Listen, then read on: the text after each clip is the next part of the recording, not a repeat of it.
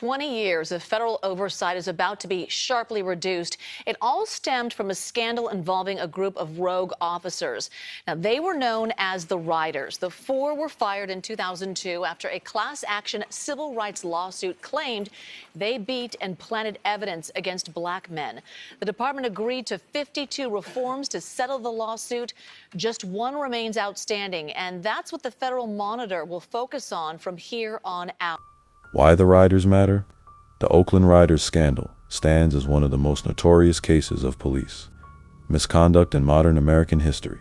It is a story of systemic failure inside the Oakland Police Department, OPD, of rogue officers who abused their power, and of a community that suffered for years before accountability was forced upon the city.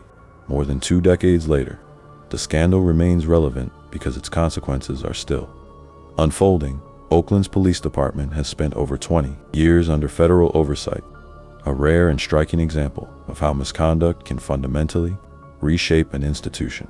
At its core, the Riders case centered on a small group of officers who patrolled the streets of West Oakland in the late 1990s.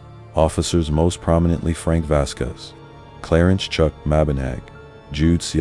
and Matthew Horning were accused of widespread civil rights violations. Allegations included beating suspects, planting drugs, fabricating police reports, conducting unlawful searches, and targeting residents in predominantly black and Latino neighborhoods. These officers came to be known as the Riders, a nickname that reflected their aggressive, cowboy-style approach to policing, while they were celebrated inside parts of the department for making arrests and being hard chargers. On the streets, they inspired fear and resentment. Their conduct would eventually lead to one of the largest civil rights settlements against the police department in U.S. history.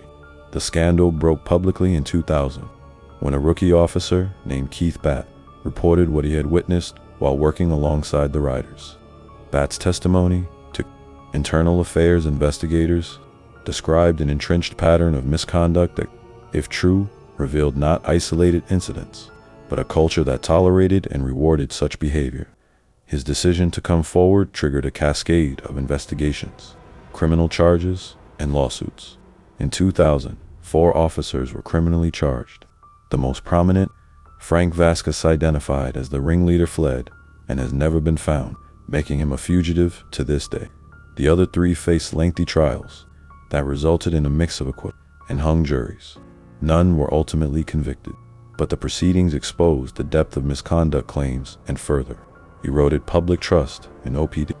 Beyond the criminal cases, the Riders scandal